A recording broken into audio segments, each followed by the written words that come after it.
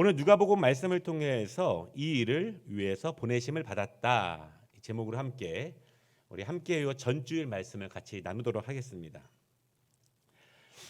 축구를 별로 안 좋아하시는 분들도 월드컵이 되면 축구에 열광을 합니다. 이제 한 달 후면은요, 드디어 월드컵이 시작이 되고 밤잠을 설칠 준비를 하셔야 합니다. 제가 캐나다에서는 한 6년 살았는데요. 캐나다에는 세계 한 200국 정도의 나라에서 사람들이 모여들었습니다. 제가 캐나다 생활을 하면서 가장 즐거운 시절이 언제였나, 저뿐만 아니라 좀 모든 민족들이 하나가 되는 시간이 언제였나 돌아보면 분명하게 월드컵 기간 한 달이 가장 흥분되는, 또한 즐거운 그런 시간이었어요. 캐나다만의 특징이 있는데요. 이 월드컵에 출전하는 나라들은 자기의 차에 자기의 나라 국기들을 이렇게 2개씩 다 달아요. 그리고 한 달 동안 다니는 거예요. 월드컵이 시작되기 한 1주, 2주 전부터 그렇게 다닙니다. 그러면 이 토론토 시내, 캐나다 시내 전체가 모든 차에 국기들이 펄럭이게 됩니다. 그러다가 이제 우리나라와 경기를 할 나라의 국기를 만나게 되면 서로 길가에서 빵빵합니다. 또 막 웃어주기도 하고. 네. 그런데 한 가지 룰이 있어요. 예선이 끝나고 탈락하는 나라들이 나오게 되면은 국기를 내려야 돼요. 좀 서운하지만 내립니다. 그러면 축구를 잘하는 나라들의 국기는 계속 남아있게 됩니다. 결승전 같은 날이 시작되기 전에는 큰 국기들을 걸게 되죠. 보통 브라질 국기라든가 또 프랑스, 독일 같은 국기들이 늘 끝까지 걸려 있게 됩니다. 우리나라 국가대표 축구팀이 많은 경기를 했는데 가장 이상한 경기가 있었다, 그렇게 평가됩니다. 이번 말고 지난 월드컵 예선 경기 중에 하나였는데요. 2019년 10월 15일에 있었던 경기입니다. 한 3년 됐죠. 북한과의 경기인데요. 평양에서 열렸습니다. 영국 BBC 방송국에서 그 경기를 세상에서 가장 이상한 축구 경기 이렇게 말하면서 3가지가 없는 경기다 이렇게 말해요. 무관중, 무중계, 무취재, 모든 것이 금지되었던 그런 경기였습니다. 경기도 0대0으로 비겼습니다. 그래서 결국 4무, 4가지가 없는 그러한 경기가 되었죠. 뿐만 아닙니다. 당시에 우리나라 선수들이 평양의 호텔에서 외출도 안 되고요, 인터넷도 안 되고, 굉장히 감시원들이 있고 무서운 분위기, 또 굉장히 경기가 격렬해서 너무 힘들었다, 그렇게 고백을 해요. 이상한 축구 경기지만, 불편하지만, 두렵지만, 뭔가 환경이 뒤따르지 않지만 그래도 선수들은 최선을 다해서 경기를 해야 되는 책임이 있고 임무가 있습니다. 왜냐하면 국가를 대표해서 축구 선수로 보냄을 받았기 때문에 거기서 열심히 경기를 해요.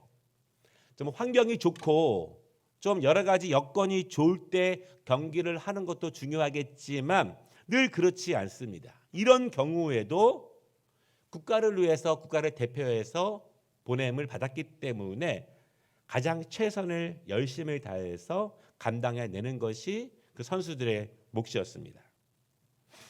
오늘 말씀을 통해서 나는 무엇을 위해서 부름을 받았는가를 한번 생각해보는 시간이 되기를 원합니다. 하나님은 나를 통해서 어떤 영광을 받으시기 원하시는가? 그 영광을 받으시기 위해서 나를 어떻게 훈련시키시고, 어떻게 연단시키시고, 어떻게 나를 인도하고 계시는가? 또한 우리 인생 전체를 통해서 나와 함께 하시고 일하시는 하나님의 뜻이 너무너무 중요한데, 뿐만 아니라 매 순간 어떠한 문제를 앞두고, 어떠한 상황을 앞두고, 어떠한 도전을 앞두고, 그때 내가 어떻게 대처하고 어떤 모습으로 나가기를 원하는지 하나님의 마음을 함께 생각해 보기를 원해요. 환경이 여의치 않지만, 모든 것이 넉넉하지 않지만 그럼에도 불구하고 내가 어떻게 임하는 것을 주님이 원하시는지, 오늘 예수님이 우리보다 한 번 앞서 걸어가신 모습을 통해서 우리가 다시 한번 도전을 받고 힘이 되는 그러한 말씀이 되기를 원합니다. 특별히 2022년 10월에 하나님께서 나의 어떤 모습을 기대하시는지 말씀을 통해서 함께 나누도록 하겠습니다. 첫 번째 말씀은요, 하나님의 복음을 위하여 부르심을 받았다. 왜 예수님이 이 땅에 오셨을까요? 예수님이 이 땅에 오신 이유가 무엇일까요? 그분은 오셔서 우리에게 무엇을 하셨는가? 예수님은요, 저렇게 43절에서 스스로 이 땅에 오신 이유를 정확하게 말씀하셨습니다. 예수님이 이 땅에 오신 이유는 나는 이 일을 위해 보내심을 받았노라, 이렇게 말합니다. 그러면 이 일, 이 일은 무엇인가? 43절에 말씀하고 있는데요, 하나님의 나라 복음을 전하기 위해서, 이렇게 예수님께서 이 땅에 보내심을 받은 이유를 분명하게 말씀하고 계십니다. 여기서 볼 수 있는 것은요, 하나님의 나라의 복음과 예수님이 오신 이 일과 그리고 전도는 하나입니다. 따로 구분되는 것이 아니라 예수님께서 우리에게 말씀하시는 것은 저것은 하나라는 거예요. 예수님은 저 일을 위해서 오셨기 때문에 열심히 달려가셨습니다. 그리고 44절 말씀을 보면은요, 또 바로 갈릴리로 가셔서 여러 회당에서 주의 복음을 전하시는 거예요. 이 일을 위해서 예수님이 오셨습니다. 우리는 그리스도인입니다. 그리스도를 따라가는데 힘쓰는 사람들에게 불리는 이름이에요. 그리스도와 같은 생각을 하고 같은 일을 하기로 결심하는 사람들, 함께 따라가는 사람들에게 그리스도인, 그 이름이 붙여집니다. 그런데 우리 그리스도인이요, 가장 많이 신앙적으로 하는 말이 있습니다. 이런 말이에요. 예수님을 닮아가자. 우리가 찬양도 하고 또 기도도 하고 예수님을 닮아가기를 힘씁니다. 예수님의 제자이기 때문에 그분을 닮아가야 하는 것은 우리의 수건 사업이에요. 평생 우리가 하나님 나라 갈 때까지 우리는 이 일을 하는 것입니다. 그럼 우리는 그리스도의 무엇을 닮아가는 것인가? 구체적으로 무엇을 닮아가는 것인가? 그것은 우선적으로 예수님의 성품을 닮아가는 것일 거예요. 그분의 겸손하고 온유한 마음, 넓고 깊은 마음, 모든 것을 먼저 주는 그러한 마음들. 내 안에는 별로 없었지만 예수님을 알아가고 닮아가면서 그 모습을 덧입기를 소망하고 덧입혀가는 것입니다. 그런데 닮는다는 것이 어디 억지로 되겠습니까? 억지로 안 돼요. 사실 닮는 것은요, 그냥 당연하게 닮아집니다. 자연스럽게 닮아져요. 우리가 보통 하는 말이 있어요. 아이고, 지 예비를 꼭 닮았다. 어떤 좋은 면을 말하기도 하지만 나쁜 면을 말하기도 해요. 이렇게 말할 때는요, 흉내내는 것을 이렇게 말하지 않습니다. 그냥 닮은 거예요. 그냥 외모만 닮은 것이 아니라 행동이 닮았다는 거예요. 하는 짓이 닮은 거예요. 하는 모습, 생각하는 방식, 행동이 닮았다는 것입니다. 그냥 닮은 거예요. 이유가 없어요. 우리도 이렇게 예수님을 닮아가게 됩니다. 사랑하게 되면은 자연스럽게 닮아가게 돼요. 우리가 말씀을 열심히 배워야 하는 이유가, 늘 기도에 힘써야 하는 이유가 있습니다. 말씀과 기도를 통해서 예수님이 하신 일을 잘 보고 배우게 되면 잘 닮아가게 돼요. 그렇지 않겠습니까? 많이 대하게 되면, 자주 대하게 되면, 깊이 대하게 되면 잘 닮아가게 됩니다. 말씀을 깊이 대하면 내가 깨닫게 됩니다. 깨달음을 얻어요. 깊이 기도하게 되면 성령께서 나에게 알게 하셔요. 그리고 그것이 맞다 이렇게 생각하게 되고요. 그 다음에는 이것이 옳구나 그렇게 생각하게 되고요. 그 다음에는 그렇다면 내가 해야 되겠구나 그렇게 이어지게 되고, 그 다음에는 행동하게 됩니다. 그러니까 안 하던 사람들이 갑자기 행동하는 것이 아니라 이렇게 생각하고 깨닫고 동의하고 그렇게 행동으로 옮겨지는 거예요. 그렇게 하는 짓, 하는 행동, 내적인 성품들, 마음 씀씀이가 닮아가게 됩니다. 우리가 주님을 닮아간다고 하는 것, 무엇을 하기 위해서 닮아가는 것인가? 그것은 예수님이 하신 일을 함께 하기 위해서, 더 잘하기 위해서, 더 깊이 감당하기 위해서, 더 넓게 감당하기 위해서 우리는 예수님을 닮아가는 거예요. 우리가 예수님을 닮아간다는 것의 가장 궁극적인 목표, 그것은 예수님이 이 땅에 오신 이유를 스스로 말씀하시는 것처럼 이 일을 위해서, 하나님 나라의 복음을 위해서, 전도를 위해서, 그 영혼들을 아버지께 인도하기 위해서 예수님이 이 땅에 오셨다면, 우리가 궁극적으로 주님을 닮아가는 목표는 예수님이 하신 일을 동일하게 감당하기 위해서 우리는 주님을 닮아가는 거예요. 예수님의 마음을 닮아가고, 그분의 뜻을 닮아가고, 그분의 애통함을 헤아리고, 예수님의 시선이 어디에 계신지, 예수님이 지금 어디에 집중하고 계신지 그것을 같이 품고 같이 기도하고 같이 일하는 것이 닮아가는 것의 궁극적인 목표입니다.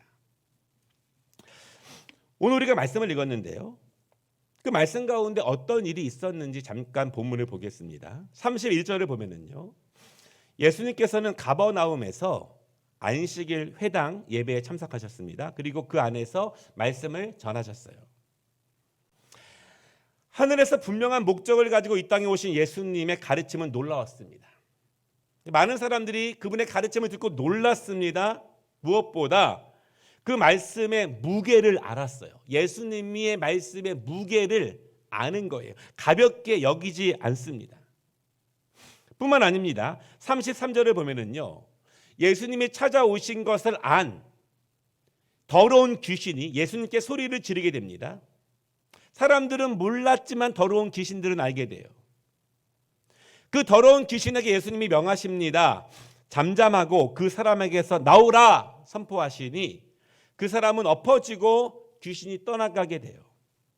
근데 그 일이요, 그 가버나움 작은 동네에 금방 소문이 퍼집니다. 쫙 퍼져요. 36절 말씀을 보면은 가르침도 대단하시고 더러운 귀신을 쫓아내는 능력이 대단하다고 그 동네에 소문이 퍼지게 됩니다. 예수님은 그날이요, 제자 베드로의 집에 가셔서 잠시 쉬시기를 원하셨습니다. 그런데 거기에도 큰 일이 벌어졌어요. 베드로의 장모가 심한 열병으로 사경을 헤매고 있었습니다. 그리고 예수님은요, 열병을 꾸짖어서 고치십니다. 그리고 그 소문 또한 또 퍼지게 돼요. 근데 문제는 그 소문이 퍼지자 많은 사람들이 그 집으로 몰려들기 시작합니다. 40절 말씀을 제가 읽어보겠습니다. 해질 무렵에 사람들이 온갖 병자들을 데리고 나아오매 예수께서 일일이 그 위에 손을 얹으사 고치시니, 해질 무렵에 병자들이 몰려오게 되고 그들을 고치시는 일이 시작되었습니다. 그리고 42절을 보면은요, 날이 밝을 때까지 병자들을 고치는 일이 계속됩니다. 이 본문의 이야기에서 우리는 두 가지 면을 한번 깊이 생각해 볼 필요가 있습니다. 첫 번째는요, 예수님은 귀신을 쫓아내는 사역에 힘쓰셨습니다. 우리가 신약 성경을 보게 되면 당시에 귀신 들린 사람들이 참 많았어요. 옛날뿐만 아니라 제가 어렸을 때에도 기도원이나 교회에서 귀신 들린 사람들을 종종 봤습니다. 굉장히 흔한 일이었어요. 예수님 당시에 악한 영들이 마음껏 역사하는 일들이 너무나 많았습니다. 그 악한 영들이요, 그 사람의 현실적인 삶에 개입합니다. 그래서 그 삶에 악한 영향을 줍니다. 그 사람을 실질적으로 병들게 합니다. 그 가족들을 두렵게 합니다. 가정들이 피폐해져요. 그것이 한 가정의 모습이었고, 한 마을의 모습이었고, 한 민족의 모습이었고, 예수님 당시에 이스라엘의 모습이 그러한 모습이었어요. 예수님은 33절에서 더러운 귀신을 쫓아내십니다. 38절에서도 쫓아내십니다. 그리고 41절 말씀을 보면은 많은 귀신들이 쫓겨나게 돼요. 예수님은 귀신을 쫓아내는데 무엇보다 힘을 기울이셨어요. 오늘 본문이 누가복음 4장이죠. 누가복음 1장 2장은요. 예수님의 탄생이 소개됩니다. 3장에는 세례 요한과 족보가 나와요. 그리고 예수님의 사역을 본격적으로 소개하는 4장부터 예수님이 귀신들을 쫓아내는 사역을 집중적으로 하고 있다는 것을 우리가 보게 됩니다. 더러운 귀신들, 악한 영이 사람들과 가정과 그 민족 가운데 사로잡고 있는 모습들, 그것은 예수님이 이 땅에 오신 이유와 정반대에 서 있어요. 하나님의 나라의 복음을 전하기 위해 오셨는데 하나님 나라의 복음과 더러운 영, 악한 귀신은 정반대에 있는 것입니다. 예수님이 이 땅에 오신 이유예요. 예수님이 오시기 전에는, 그리고 그분이 오셔서 하나님의 복음을 본격적으로 전하기 전에는 악한 일이 세상을 주관하고 사람들을 슬픔과 고통으로 강력하게 몰아넣는 일들이 너무나 많이 있었습니다. 그래서 예수님이 이 땅에 오셔서 하나님 나라의 복음을 전한다는 것은 단지 전도지를 돌리고 교회에 나오십시오 그렇게 말하는 것이 아니에요. 단지 그들에게 예수를 소개하는 것이 아닙니다. 그 사람을 억압하고 있는 악한 영, 그 가정을 휩싸이며 괴롭게 하는 악한 영, 세상을 흔들고 혼란스럽게 하는 더러운 영, 그 악한 영을 몰아내는 것이 하나님의 복음을 전하는 데 가장 중요하고 가장 첫 번째 먼저 일어나야 하는 일이에요. 더러운 것을 제거해야 아름다운 것을 채울 수 있습니다. 악한 것을 제거해야 정결하고 고귀한 것을 채울 수 있어요. 그렇다면 여러분, 우리가 전도하는 것은 단순히 교회에 나오게 하는 것이 아닙니다. 그것이 핵심이 아니에요. 그것이 목표가 아닙니다. 우리가 기도하는 그분 안에 예수의 영이 가득 차게 하는 것, 예수님의 빛의 영이 그 사람의 그 가정의 어두움의 영들과 더러운 영들을 물리치고 그 안에 정결함과 깨끗함과 은혜의 영으로 가득 차게 하는 것, 그것이 우리의 궁극적인 전도의 목표예요. 그것이 하나님 나라 복음의 일입니다. 예수님은 그것을 위해서 오신 것입니다. 예수님이 오셔서 하신 일이에요.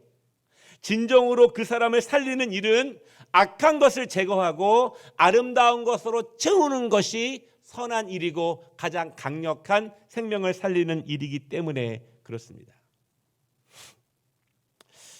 오늘 본문에서 우리가 볼 수 있는 두 번째 것은요, 사람들은 예수님을 잡았습니다. 잡았다는 의미는 나쁜 의미는 아니에요. 그렇다고 해서 좋은 의미도 아니에요. 42절을 보면은요, 예수님은 밤이 새도록 병자를 고쳐주시고 귀신을 쫓아내시고 새벽이 되자 한적한 곳으로 기도하러 가셨습니다. 그러니까 사역 중간중간을 기도로 채우시는 거예요. 충전하시는 거예요. 그러니까 사역을 많이 하시는 분들이, 중직자들이 힘들고 피곤하지만 그럼에도 불구하고 기도에 더욱더 힘써야 되는 이유가 여기 있습니다. 채워주지 않으면 감당할 수 없어요. 충전되지 않으면 금방 떨어집니다. 그래서 더욱더 채우는 데 힘써야 됩니다. 채우면 더 왕성하게, 더 강하게 일할 수 있어요. 예수님은 그렇게 기도하셨습니다. 그런데 그날 아침에 가버나움 사람들이 예수님을 찾는데 예수님이 안 계셔요. 예수님을 찾아 나섭니다. 예수님을 만났습니다. 그리고 그들이 예수님에게 요청합니다. 이 지역을 떠나지 마십시오. 더 머물러 계십시오. 그렇게 요청합니다.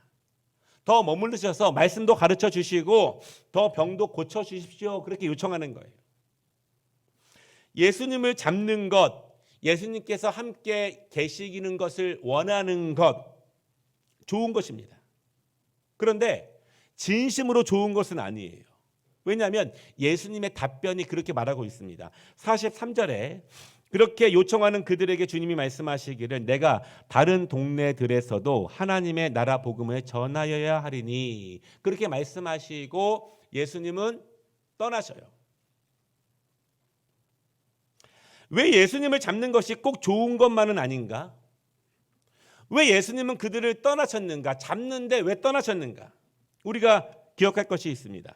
예수님을 붙잡아야 돼요. 그런데 예수님으로부터 오는 은혜에만, 혜택에만 집중하면 안 됩니다.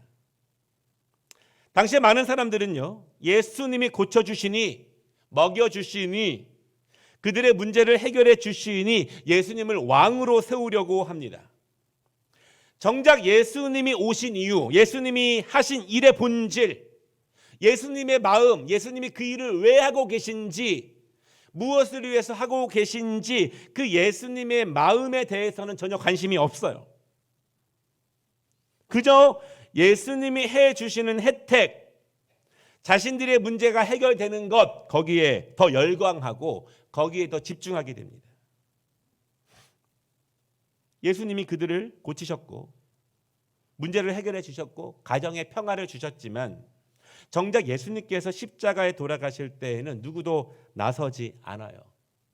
먹을 때, 즐거울 때, 기쁠 때에는 많은 사람들이 모여들지만 외로울 때, 고난당할 때, 가장 어려울 때에는 아무도 없어요. 그것이 우리의 모습이고 사람들의 가장 보편적인 모습 아니겠습니까? 나는 예수를 붙잡고 있는가? 예수님이 주시는 혜택을 붙잡고 있는가? 나는 예수님의 마음을 붙잡고 있는가? 예수님이 나에게 주실 은혜를 붙잡고 있는가?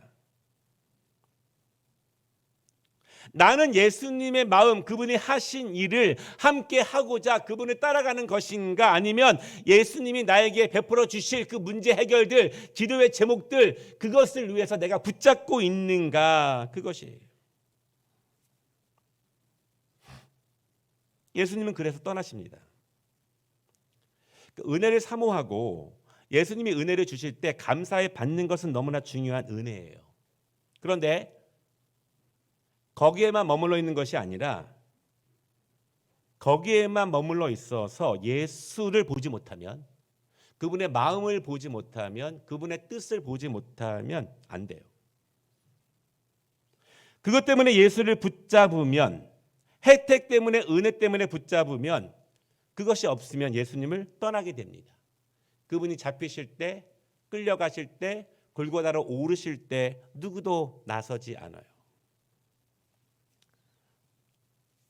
사랑하는 여러분, 은혜를 감사히 받되 예수님의 본질, 그분이 이 땅에 오신 이유를 붙잡는 우리 모두가 되시기를 주님의 이름으로 축복합니다. 두 번째 말씀은요, 이 일을 위해서 열심을 보이신 예수님. 예수님은 이 땅에서 33년을 사셨습니다. 그리고 3년간 사역하셨습니다. 3년 동안 인류의 모든 죄를 해결하시는 사역을 하신 것입니다. 3년 동안 제자들을 부르시고 양육하셨습니다. 3년 동안 천국 복음을 가르치셨습니다. 3년 동안 어둡고 더러운 영들을 쫓아내셨습니다. 인간적으로 보면은 참 분주하셨어요. 참 바쁘셨어요. 머리둘 것 하나 없이 매우 열심이셨습니다. 뿐만 아니라 그 영성을 놓치지 않기 위해서 새벽마다 밤마다 기도하는 것을 잊지 않으셨습니다. 자신이 이 땅에 온 목적, 아버지의 뜻을 다시 한번 분명히 붙잡기 위해서, 또한 그에게 맡겨주신 사명을 감당하기 위해서, 세임을 얻기 위해서 42절 말씀처럼 한적한 곳에 가신 거예요. 그분도 연약해서 너무 힘들어서 할 수 있으면 그 잔이 옮겨지기를 사모하는 우리의 마음과 같았지만, 그럼에도 불구하고 기도하면서 아버지의 마음을 헤아리는 아들이 되기 위해서 더 무릎으로 나아간 것입니다. 그리고 예수님은요, 다른 동네로 바쁘게 가셔요. 그렇다고 가버나움을 나몰라라 하시는 것은 아닙니다. 이미 거기서 충분한 말씀을 가르치셨습니다. 천국의 복음의 능력을 보이셨습니다. 씨를 뿌리셨고 거울음을 듬뿍 주신 거예요. 이제는요, 예수의 은혜를 입은 자들이, 말씀을 들은 자들이, 천국 복음을 경험한 자들이, 예수님이 하시는 것을 본 자들이, 어떻게 회복되는 것을 경험한 자들이 이제는 함께 믿음으로 가꾸어가며 함께 강건한 믿음의 사람으로 서 나아가기를 주님이 원하시고 기도합니다. 예수님의 제자들과 바울 사도가 사역한 초기의 전도가 그래요. 초대교회가 그렇습니다. 어느 지역에 가서 복음을 전합니다. 그리고 작은 가정교회를 세워요. 그리고 또 빨리 여전히 복음이 없는 어둠의 영이 있는 다른 지역으로 복음을 전하러 갑니다. 그러면 그 작은 가정교회에서 뜨겁게 기도하고 말씀을 나누고 예배하면서 성령의 도우심으로 그들의 삶이 변합니다. 삶이 변하니 소문이 나요. 그리고 복음의 확산이 계속 역사가 이루어지게 됩니다.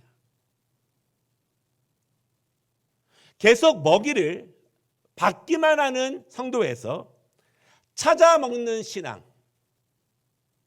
찾아 듣는 신앙, 열심히 공부하는 신앙. 제가 담임 목회자로서 최선을 다하려고 하는 것은 이거예요. 예를 들어서 우리가 창세기부터 말라기까지 있고 마태복음부터 요한계시록까지 있다면 저는 저에게 주어진 사명 안에서 하나님이 주신 사명 안에서 모든 과목을 빠짐없이 다 충실하게 가르치기로 결심하고 다짐해요. 다시 말씀드리면 저도 나중에 은퇴하는 날이 있겠죠. 그때쯤 되었을 때 그래 전 과목을 성실하게 최선을 다해서 잘 가르쳤다. 잘 감당했다. 그런 어떠한 일을 감당하길 원해요. 근데 중요한 것은 다 가르쳤는데 다 들었느냐? 그건 또 다른 이야기예요. 왜냐하면 새벽 기도에도 전하고 수요일에도 전하고 금요일날도 전하고 하는데 이렇게 듣고 이렇게 듣고 이렇게 듣고 이렇게 들으면 하나님의 온전한 말씀으로 온전성으로 자라는 것이 거의 불가능해집니다. 여러분 그렇지 않습니까? 수학학원에 다녀도 계속 다녀야 되는데 이렇게 다닐 수 없는 거예요. 받아 먹기만 하는 신앙에서 내가 찾아 먹는 신앙, 요리해서 먹는 신앙, 자발적인 신앙, 독립적인 신앙, 창조적인 사역으로 연결되는 신앙. 그렇게 초대교회들이 성장하는 거예요. 계속 먹여주고 계속 가르쳐주는 사역이 아닙니다. 핵심은요. 하나님의 복음 사역은 열심히 해야 한다는 것입니다. 분주하게 해야 한다는 것입니다. 지체할 수 없다는 거예요. 그저 막막하게 기다릴 수 있는 것이 아니라는 것입니다. 모든 그리스도인들은 예수님을 닮아갑니다. 그래서 그리스도인이라고 하는 이름이 붙여지죠. 그러니까 하나님의 나라에 가는 그날까지 그것이 나의 숙명이고 나의 과제이고 나의 모습이다라고 생각하시는 것이 훨씬 더 좋아요. 거부한다고 내 삶이 달라지는 것은 아닙니다. 그분의 성품을 닮아갑니다. 그러나 그리스도인이 된다는 것이 그분의 마음을 내적으로만 닮아가는 것이겠습니까? 그렇지 않습니다. 변화되어가는 성품, 달라져가는 성품, 발전되는 성품으로 삶이 달라지고 변화되는 거예요. 예수님을 만나기 전과 만난 후의 삶이 다르고요. 거듭나기 전과 거듭나기 전의 삶이 다릅니다. 신앙생활을 해도 예수님이 나의 삶의 주인인지 내 인생을 주관하시는 분인지를 고백하기가 쉽지 않아요. 거듭나면 고백하게 돼요.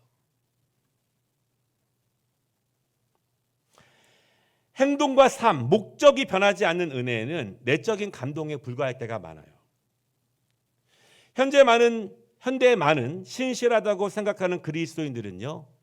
내적인 감동과 지적인 깨달음에만 머물게 됩니다. 그리고 그것에 만족해야 합니다. 그러나 분명한 것은 진정한 거듭남은 반드시 삶이 변화되고 반드시 그것은 밖으로 드러나는 거예요. 예수님을 닮아간다고 하는 것은 그렇다는 것입니다. 안에만 머물러 있는 것이 아니고 일종의 감동과 일종의 깨달음으로만 머물러 있는 것이 닮아가는 것이 아니라는 거예요. 진정한 닮아감은 예수님이 왜 오셨는가? 그분이 어떤 마음을 가지고 일하시는가? 어떤 일을 하셨는가? 지금 나에게 무엇을 요구하시고 동참하게 하시는가? 그것에 집중하는 것, 그것이 자연스러워지는 것, 그것이 닮아감의 이유입니다. 오늘 본문에서 예수님께서 우리에게 주시는 두 가지의 마음이 있다고 생각합니다. 첫 번째 마음은요. 영혼의 아픔을 보라는 거예요. 영혼의 아픔. 중요한 것은요. 예수님께 나온 수많은 사람들, 예수님이 치유하는 사람들, 그들은 하나님을 모르는 사람들은 아니었습니다. 물론 열심히 있는 신자가 있고 그렇지 않은 사람도 있겠지만 이스라엘 백성들은 기본적으로 하나님을 믿는 사람이었고 말씀을 아는 자들이었어요. 그런데 그들이 귀신 들렸고 육신의 병 때문에, 더러운 영 때문에 사로잡혀서 고통 가운데 살아갑니다. 누구도, 그 당시 어떤 종교 지도자들도 그것을 보지 못하고 해결하지 못하고 있어요. 더러운 귀신에 들려 피폐한 삶을 살아가고 있습니다.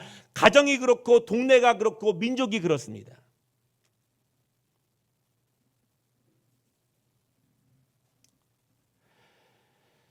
보이는 것이 다가 아니에요. 멀쩡해 보이지만 악한 영에 사로잡힌 사람들입니다. 멀쩡해 보여요.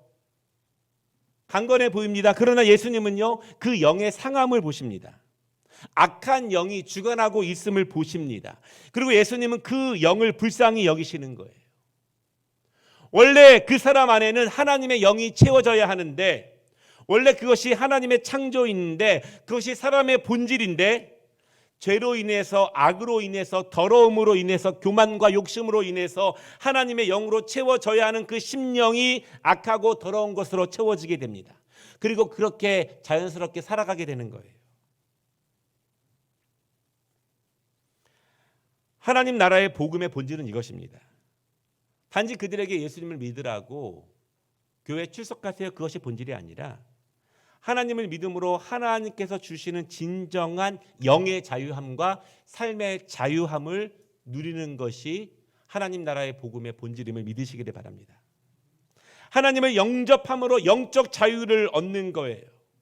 악한 것과 그를 억압하고 살아남는 더러운 것들을 물리치게 되고 예수의 능력으로 그 안에 정결하고 깨끗한 영으로 그 영이 주관하는 생동감 있고 창조적인 삶으로 채워지는 것, 그것이 하나님 나라의 복음의 진정한 능력입니다. 우리가 전도를 하죠. 우리가 누군가를 위해 기도를 합니다. 그것은 단지 교회에 앉히기 위해서가 아니라는 거예요. 보이는 것에 집중하는 것이 아니라 그 영을 보는 것입니다. 그 영에 원래 채워져야 하는 하나님의 영이 채워지도록, 생명의 영이 그 삶을 주관하도록, 그래서 그의 삶이 밝아지고 빛나고 아름다운 삶이 되도록 기도하고 간구하는 것이 우리의 목표예요. 우리의 기도 제목입니다. 10월 23일, 물론 당일은 아니겠지만 이 모든 사역의 기도의 전도의 우리의 마음의 과정을 통해서 이런 역사들이 우리 안에, 그들 안에 일어나기를 원하는 것이 아버지의 마음이며 우리의 기도의 제목입니다. 두 번째, 예수님께서 본문 가운데 우리에게 보여주시는 마음은요, 집중하는 마음입니다. 주님은 분주히 사역하셨습니다. 아버지께서 자신을 부르신 이유, 그 목적을 잊지 않으신 거예요. 하나님이 부여하신 시간 동안 그 영혼을 살리는 데에 집중하십니다. 그 시간을 귀하게 여기십니다. 집중합니다. 그 시간을, 그 은사를, 모든 힘을 부르신 이의 뜻에 합당하게 사용해요. 밤을 새우며 천국 복음을 가르치셨습니다. 악한 영을 물리치십니다. 빛의 은혜로 그들의 삶을 밝히시는 거예요. 그 일에만 집중하십니다.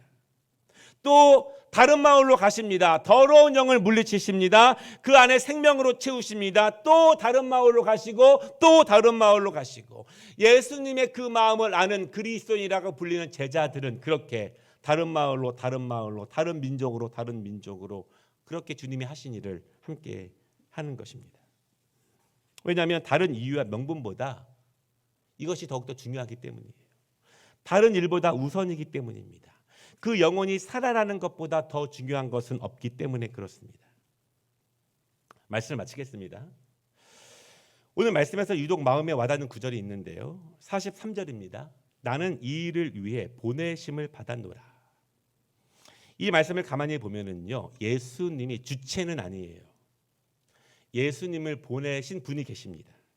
예수님은 그분의 뜻에 충성으로 순종하시는 거예요. 책임은 누가 지는가? 책임은 궁극적으로 보내신 분이 책임을 집니다. 보냄을 받은 사람에게 필요한 것은 보내신 분의 마음을 헤아리고 같은 마음으로 그 사명에 집중하고 충성하는 거예요. 책임은 하나님이 지시는 거예요. 우리는 다음 주에 함께요를 준비합니다. 책임은 하나님이 지세요. 우리는 결과에 웃고 웃을 필요 없어요. 책임은 하나님이 지십니다. 그 씨앗의 열매가 더러운 영이 물러가는 일이 다음 주에 벌어지면 좋겠지만 하나님의 역사가 임하면 그들에게 분명히 빠른 시일 내에 임할 것을 믿습니다. 책임은 하나님이 지십니다. 우리에게 필요한 것은 충성하는 거예요. 충성된 종이 받는 상급을 받는 함께해요입니다. 내가 힘쓰고 내가 노력하고 내가 헌신하고 내가 고생하고 내가 힘들고 괴로워지는 시간이 아니라 충성된 종에게 함께 하시는 상급이 우리에게 임하는 그러한 주일이 되기를 원해요. 정말 기도하옵기는요, 우리가 하나님의 마음을 헤아려 드림으로 나를 통해서 누군가가 살아나는 은혜를 누리기를 원하고 동시에 하나님을 기쁘시게 하는 우리에게 하나님의 은혜가 충만하게 임하는, 은혜가 동시에 임하는 시간이 되기를 기도합니다. 여러분도 그렇게 기도하시기를 원해요. 나로 인해서 누군가가 생명을 얻는다면 얼마나 큰 기쁨이겠습니까? 하나님은 그 일을 통해서 큰 기쁨을 얻으실 거예요. 그리고 우리에게 충성된 종이라고 말씀하실 것입니다. 남은 일주일입니다. 물론 다음 주 지나면 끝나는 것은 아니겠지만 예수님이 이 땅에 오신 이유를 늘 무겁게 받아들이시고 우리가 함께 그 일에 동참하는 주님의 자녀들 되시기를 주님의 이름으로 축복합니다. 은혜로우신 하나님 아버지, 예수 그리스도의 마음을 헤아려 드리고 알아드리고 같이 울고 같이 웃는 우리가 되기를 원합니다. 기쁠 때에만 잔치 자리에서만 주님 곁에 있는 것이 아니라 그분이 가장 외로울 때, 가장 고통당할 때, 가장 슬플 때도 함께 있는 주님의 자녀들, 주님의 제자가 되어질 수 있도록 아버지 도와주시기를 원합니다. 예수 그리스도께서 아버지께서 부르신 그 사명 붙잡고 충성으로 나아가신 것처럼 우리도 우리의 선생님 대신 앞서가신 예수님이 하신 일, 걸어가신 일을 잘 보고 함께 동역하는 천국 복음의 동역자들 되어질 수 있도록 도와주시고 그것이 우리에게 막힌 것이 뚫어지고 닫힌 것이 열어지고 하늘의 은혜가 임하는 축복의 시간 되어질 수 있도록 그것을 누릴 수 있는 이 시간 되어질 수 있도록 축복하여 주시옵소서. 예수님의 이름으로 기도드리옵나이다.